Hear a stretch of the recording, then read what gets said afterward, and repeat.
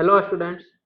तो पिछले लेक्चर में एक क्वेश्चन दिए थे, उसको हम लोग डिस्कस करेंगे, फिर आगे कंटिन्यू करेंगे, जो कि मोल कॉन्सेप्ट का पार्ट 5 है। यदि आपने अभी तक पार्ट 1 to 4 नहीं देखे हैं तो हमारे चैनल पर जाके पार्ट 1 to 4 देख लें। तो आपको जो है नंबर ऑफ मोलिक्यूल्स बताना था। पहला है 294 AMU ऑफ H2SO4। तो देखिए H2SO4 का मोलिकुलर मास कितना होता है, ग्राम मोलिकुलर मास नहीं, मोलिकुलर मास, क्योंकि AMU में दिया हुआ है। तो आप अगर कैलकुलेट कीजिएगा तो देखिए हाइड्रोजन के कारण 1 AMU होता है, 2 हाइड्रोजन है तो 2 into 1। सल्फर का होता है 32 AMU, एक सल्फर है तो प्लस 32, और ऑक्सीजन के कारण होता है 16, 4 है तो 4 into 16।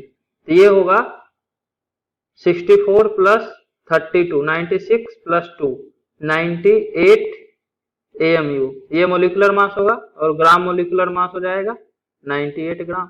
मतलब एक मोलिक्यूल का वेट है 98 AMU। तो 294 AMU में कितना मोलिक्यूल्स होगा, तो नंबर ऑफ मोलिक्यूल्स हो जाएगा total weight divided by weight of one molecule. ये 298 AMU और यहाँ भी AMU, तो आपके पास 3 मोलिक्यूल्स आएगा। मतलब 294 AMU में 3 मोलिक्यूल्स है H2SO4 का। नेक्स्ट है 294 ग्राम्स H2SO4 का है।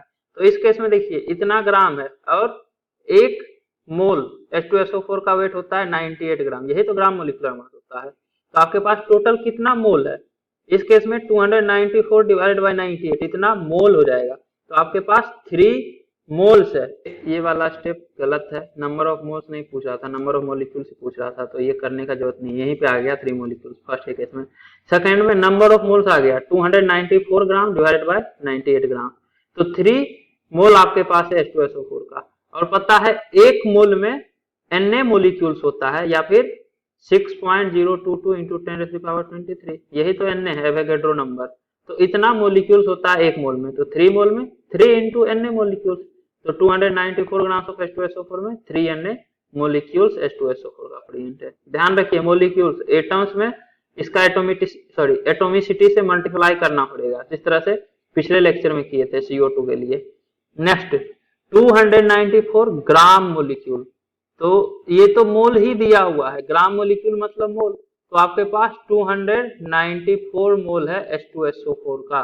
तो एक मोल में फिर से Na मोलिक्यूल, तो 294 मोल में 294 इंटू Na, तो इतना molecules 294 gram molecule of H2SO4 में प्रेजेंट है। इसके बाद नेक्स्ट क्वेश्चन है calculate the number of moles of electron in 1 gram of electron. तो आपके पास जो है इलेक्ट्रॉन का वेट दिया हुआ है कि 1 ग्राम इलेक्ट्रॉन है, तो टोटल कितना नंबर ऑफ मोल्स इलेक्ट्रॉन का है आपके पास, ये आपको बताना है। और मास ऑफ इलेक्ट्रॉन दिया हुआ है 9.1 इंटू 10⁻31 kg, या फिर इसी को आप ग्राम में कन्वर्ट कीजिएगा तो 10⁻3 से मल्टीप्लाई कीजिए तो ये 9.1 इंटू 10⁻28 ग्राम।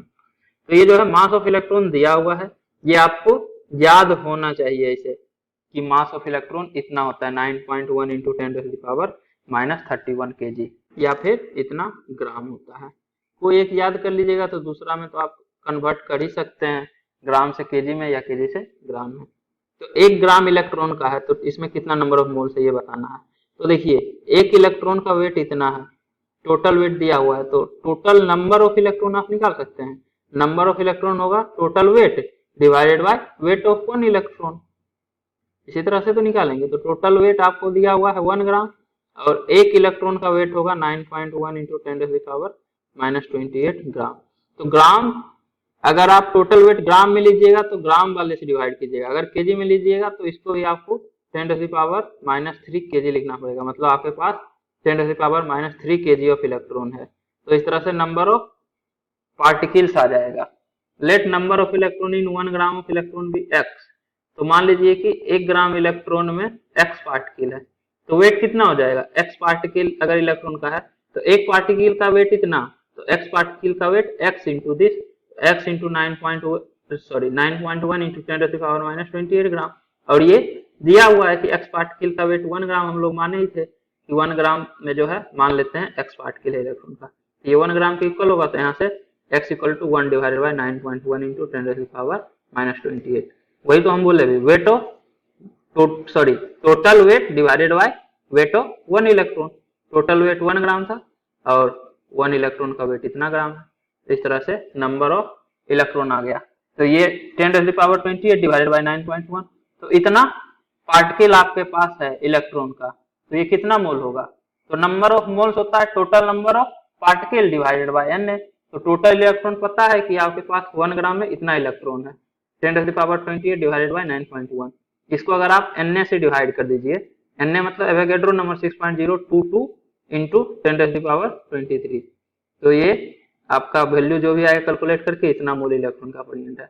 मतलब 1 ग्राम ऑफ इलेक्ट्रॉन में इतना मोल इलेक्ट्रॉन है, 100 divided by 54 into 10⁻3 mole.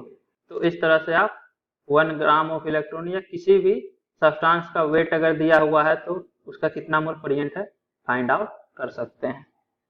Unitary method ही लगा है, यहाँ से नंबर ऑफ इलेक्ट्रॉन पता चल गया, मतलब कितना पार्टिकल है इलेक्ट्रॉन का, और 1 मोल के लिए तो इतना पार्टिकल चाहिए 6.022 इंटू 10⁻23। तो इससे अगर डिवाइड कर दीजिएगा तो आ जाएगा कितना मोल है इलेक्ट्रॉन का 1 ग्राम ऑफ इलेक्ट्रॉन में। इसके बाद नेक्स्ट क्वेश्चन है calculate the molar mass of electron. Molar mass मतलब होता है 1 मोल का कितना मास होगा। मतलब आपके पास जो इलेक्ट्रॉन है उसका संख्या दिया हुआ है कि आपके पास 1 मोल इलेक्ट्रॉन है, इसका मास आपको बताना है। 6.022 इंटू 10⁻23 इलेक्ट्रॉन आपके पास है, तो कितना मास है इसका यही बताना है। तो एक इलेक्ट्रॉन का मास है 9.1 इंटू 10⁻28 ग्राम। तो 1 मोल मतलब इतना इलेक्ट्रॉन यदि आपके पास है तो उसका वेट होगा 9.1 इंटू 10⁻28 इंटू 6.022 इंटू 10⁻23। तो 1 मोल इलेक्ट्रॉन का मास इतना ग्राम हो जाएगा, मतलब यही तो मोलर मास है। तो ये जो वैल्यू आएगा यही आपका इलेक्ट्रॉन का मोलर मास हो जाएगा। वही चीज यहाँ पे देखिए है, mass of 1 mole of electron equal to mass of electron into Na, मतलब mass of electron into mole. Na यही तो है 6.022 एवोगैड्रो नंबर, तो इतना ग्राम होगा 9.1 इंटू 10⁻28। 1 इलेक्ट्रॉन का वेट है तो Na इलेक्ट्रॉन का वेट इतना होगा। Na इलेक्ट्रॉन मतलब 1 मोल इलेक्ट्रॉन का वेट, वही मोलर मास हो जाएगा। इसको जब आप कैलकुलेट कीजिएगा तो 9.1 इंटू 6.022 और 10⁻23 और 10⁻28, ये 10⁻5 होगा। तो इसको कैलकुलेट करने के बाद 9.1 इंटू 6.022, ये देखिए 9 इंटू 6 54 के आसपास होगा। कैलकुलेट करने के बाद एग्जैक्ट आएगा 54.78 इंटू दिस, इसको आप लिखिएगा 5.478 इंटू 10⁻4 ग्राम। तो इलेक्ट्रॉन का मोलर मास इतना होता है। मतलब अगर आपके पास 1 मोल इलेक्ट्रॉन प्रेजेंट है तो आप बोलिएगा आपके पास इतना वेट है उस इलेक्ट्रॉन का। इसके बाद नेक्स्ट क्वेश्चन है calculate the number of electron in 124 gram of NO3 minus ion. NO3 minus मतलब नाइट्रेट आयन। तो नाइट्रेट आयन का 124 ग्राम दिया हुआ है, तो आपको बताना है टोटल नंबर ऑफ इलेक्ट्रॉन्स इसमें कितना प्रेजेंट है। तो सबसे पहले तो एक मोलिक्यूल ऑफ NO3 माइनस में पता कर लीजिए कितना इलेक्ट्रॉन है। तो देखिए नाइट्रोजन के पास 7 इलेक्ट्रॉन होता है, ऑक्सीजन के पास 8 इलेक्ट्रॉन होता है, 3 ऑक्सीजन एटम है मतलब 8 इंटू 3, और इस पे चार्ज निगेटिव मतलब 1 इलेक्ट्रॉन ये एक्सेप्ट किया है तभी तो इस पे चार्ज निगेटिव है, नहीं तो नंबर ऑफ इलेक्ट्रॉन और नंबर ऑफ प्रोटॉन सेम रहता है। जैसे नाइट्रोजन के पास 7 इलेक्ट्रॉन है तो 7 प्रोटॉन भी होगा, तो चार्ज 0 करेगा। सिमिलरली ऑक्सीजन के पास भी 8 प्रोटॉन 8 इलेक्ट्रॉन, तो चार्ज बैलेंस कर देता है इलेक्ट्रॉन और प्रोटॉन, लेकिन एक नेगेटिव चार्ज है मतलब 1 इलेक्ट्रॉन ये एक्सेप्ट किया है, तो इसलिए +1। तो ये आएगा 7 + 24 + 1, ये 32 इलेक्ट्रॉन आएगा। तो एक मोलिक्यूल अगर NO3 माइनस का है तो 32 इलेक्ट्रॉन उसमें प्रेजेंट रहता है। तो अब देखिए 124 ग्राम में कितना मोल है NO3 माइनस का, तो पहले इसका GMM पता कीजिए। नाइट्रोजन का वेट होता है 14 ग्राम और ऑक्सीजन के कारण होता है 16 इंटू 3, 3 ऑक्सीजन है तो 16 इंटू 3, तो ये होगा 14 + 48, तो ये आएगा 62 ग्राम जो ग्राम मोलिकुलर मास है। तो 1 मोल अगर NO3 माइनस का है तो उसका वेट होगा 62 ग्राम, तो 124 ग्राम में 2 मोल होगा। या फिर आप वेट डिवाइडेड बाय GMM, तो 124 वेट है उसको आप GMM से डिवाइड कीजिए तो पता चल जाएगा कि आपके पास 2 मोल है NO3 माइनस का, तो 2 मोल नाइट्रेट आयन का है। तो आपके पास आयन कितना है 2 इंटू Na, इतना मोल है, तो 1 मोल में Na पार्टिकल रहता है, मतलब Na आयन रहता है। तो 2 मोल में 2 इंटू Na पार्टिकल्स है, और एक पार्टिकल्स में 32 इलेक्ट्रॉन, तो इतना पार्टिकल्स में इतना इंटू 32, तो इतना नंबर ऑफ इलेक्ट्रॉन है, तो टोटल इलेक्ट्रॉन हो जाएगा 32 इंटू 2 64 इंटू Na, तो इतना इलेक्ट्रॉन है 124 ग्राम ऑफ नाइट्रेट आयन में। इसके बाद नेक्स्ट क्वेश्चन है arrange the following in descending order in terms of the atom. तो आपको जो है ABCD में number of atom find out करना है और सभी को डिसेंडिंग ऑर्डर में अरेंज करना है। तो देखिए 108 ग्राम ऑफ Ag आपके पास सिल्वर दिया हुआ है और उसका वेट दिया हुआ है 108 ग्राम। GMM ऑफ Ag 10, यहाँ 1 को हटाइए। ग्राम मोलिकुलर मास सिल्वर का 108 होता है, ये दिया हुआ है। तो देखिए ग्राम मोलिकुलर मास 108 होता है और आपको जो सैंपल दिया हुआ है वो भी 108 ग्राम है, मतलब आपके पास 1 मोल सिल्वर का है। तो 1 मोल मतलब Na एटम सिल्वर का आपके पास है। तो ऑप्शन ए में नंबर ऑफ मोल्स 1, तो नंबर ऑफ एटम्स Na, तो आपके पास Na एटम्स है सिल्वर का। Next 2 gram molecule of CO2, यहाँ देखिए ग्राम नहीं है, ग्राम मोलिक्यूल है, मतलब आपके पास 2 मोल CO2 का है। तो CO2 का 2 मोल्स और ये मोलिक्यूल है, मतलब एक मोलिक्यूल में 3 एटम, तो 2 मोल CO2 मतलब 2 इंटू Na मोलिक्यूल्स CO2 का, और एक मोलिक्यूल्स में 3 एटम। एटोमिसिटी देखिए, एक मोलिक्यूल अगर CO2 का है तो एक कार्बन का एटम 2 ऑक्सीजन का एटम, टोटल 3 एटम्स है। तो 2 इंटू Na मोलिक्यूल्स में इसको आप 3 से मल्टीप्लाई कीजिएगा तो टोटल एटम आएगा। यहाँ पे सिल्वर एटम ही है, मोलिक्यूल नहीं है, तो इसलिए एटोमिसिटी वगैरह कुछ नहीं, लेकिन यहाँ पे तो 3 एटम है ना, तो 6 Na एटम है 2 ग्राम मोलिक्यूल ऑफ CO2 में। तो नंबर ऑफ मोलिक्यूल्स होगा 2 Na, तो नंबर ऑफ एटम्स होगा इंटू 3, तो ये 6 Na हो जाएगा। इसके बाद नेक्स्ट है 3 Na/2 मोलिक्यूल्स ऑफ SO3। तो SO3 का 3 Na/2 मोलिक्यूल्स दिया हुआ है और इसका एटोमिसिटी है 4। देखिए एक सल्फर एटम और 3 ऑक्सीजन एटम, तो एक SO3 मोलिक्यूल में 4 एटम है, तो इतना मोलिक्यूल में इंटू 4 इतना एटम होगा। तो ये भी 3 इंटू 2 6 Na एटम है 3 Na/2 मोलिक्यूल्स ऑफ SO3 में। इसके बाद D7 gram atom of oxygen, gram atom मतलब मोल, तो ऑक्सीजन का 7 मोल है, मतलब 7 इंटू Na एटम से। ऑक्सीजन यहाँ दिया हुआ, ऑक्सीजन गैस रहता है मतलब O2, तो आपको 2 से मल्टीप्लाई करना होता है। एटम लिखा हुआ है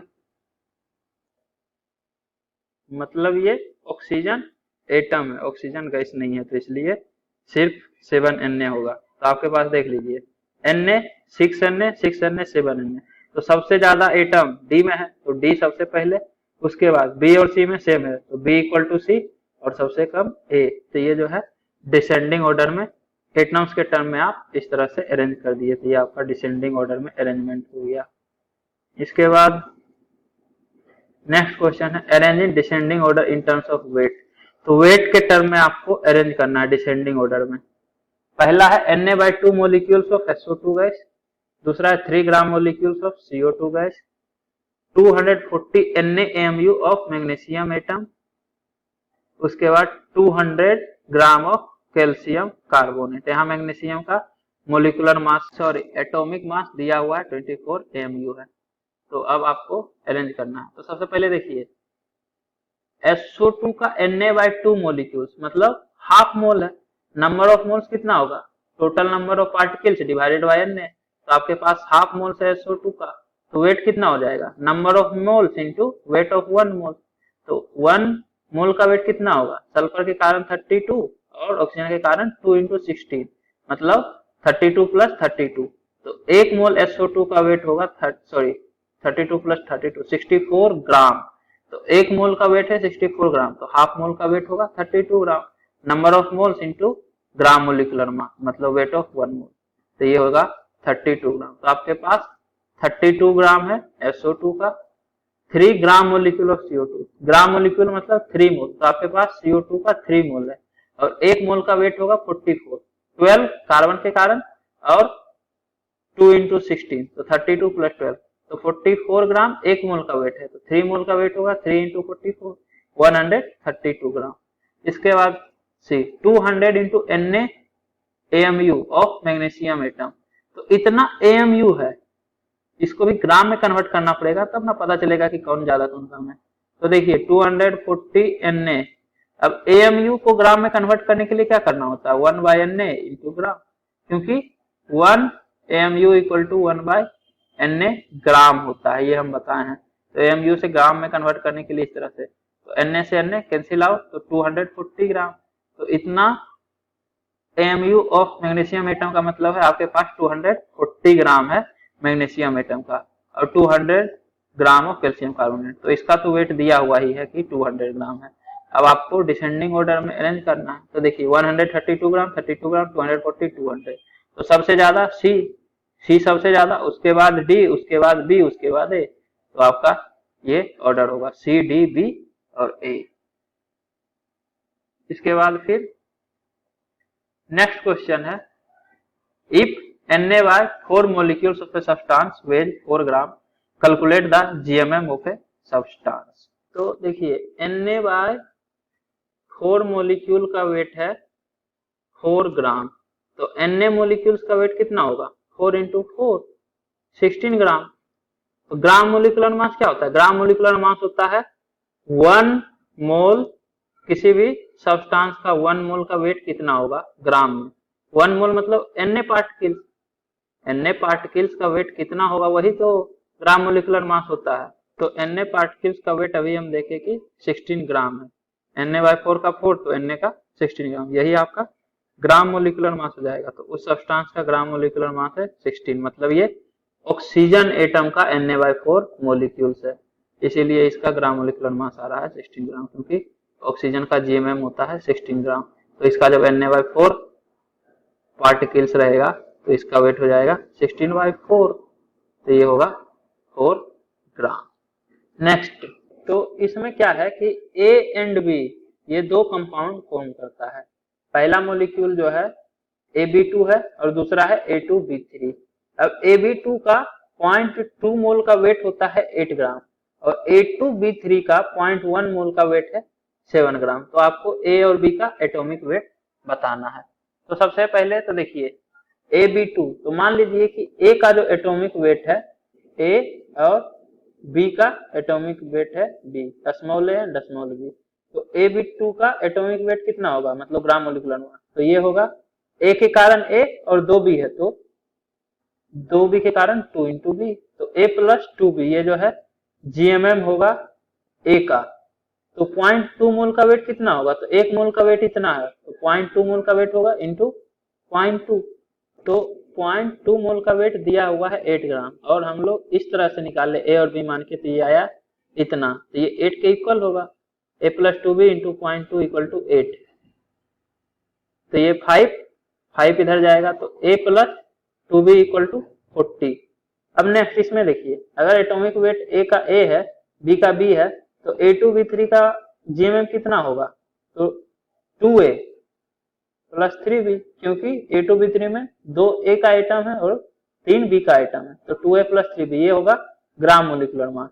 तो 0.1 मोल का वेट कितना होगा, 1 मोल का वेट इतना है तो 0.1 मोल का वेट होगा 0.1 और ये दिया हुआ है 7 ग्राम, तो यहां से आएगा 2A plus 3B equal to 70, 2A plus 3B equal to 70। अब जब आप इसको सोल्व कीजिएगा तो A का वैल्यू आएगा 10, B का वैल्यू आए सॉरी A का वैल्यू आएगा 20 और B का वैल्यू आएगा 10, रख के देख लीजिए 20 प्लस 2 इंटू 10 40 प्लस 30 70, दो इक्वेशन है दो वेरिएबल, अब इसको आप सोल्व तो कर ही सकते हैं। तो यहाँ से A का एटॉमिक वेट आप माने थे A और B का माने थे B स्मॉल b, तो A का होगा 20 ग्राम GMM और B का होगा 10 ग्राम, तो GMM of A and B 20 and 10, इस तरह से आप निकाल सकते हैं। Let atomic weight A and B, तो नंबर ऑफ मोल हो जाएगा वेट बाय GMM, तो number of mole 0.2 equal to weight 8 gram दिया हुआ है divided by GMM A plus 2B, वही चीज है A plus 2B into 0.2 equal to 8 कीजिए या 0.2 equal to 8 divided by A plus 2B। Similarly 0.1 equal to 7 upon 2A plus 3B, या फिर 2a plus 3b into 0.1 equal to 7, कुछ भी कीजिए बात बराबर है। यहाँ से आएगा a plus 2b equal to 40, यहाँ से आएगा 2a plus 3b equal to 70। अब इसको जब सोल्व कीजिएगा, इसको मल्टीप्लाई कर दीजिए तो 2a plus 4b equal to 80, यहाँ 2a plus 3b equal to 70, और सब्ट्रैक्ट कीजिएगा तो b इक्वल टू 80 माइनस 70 10, तो a इक्वल टू 20। इस तरह से a भी फाइंड आउट हो गया। तो उम्मीद करता हूँ कि आपको ये वीडियो पसंद आई होगी। यदि आपको ये वीडियो पसंद आई है तो इसे लाइक करें, कमेंट करें और अपने दोस्तों के बीच शेयर करना ना भूलें। Thank you.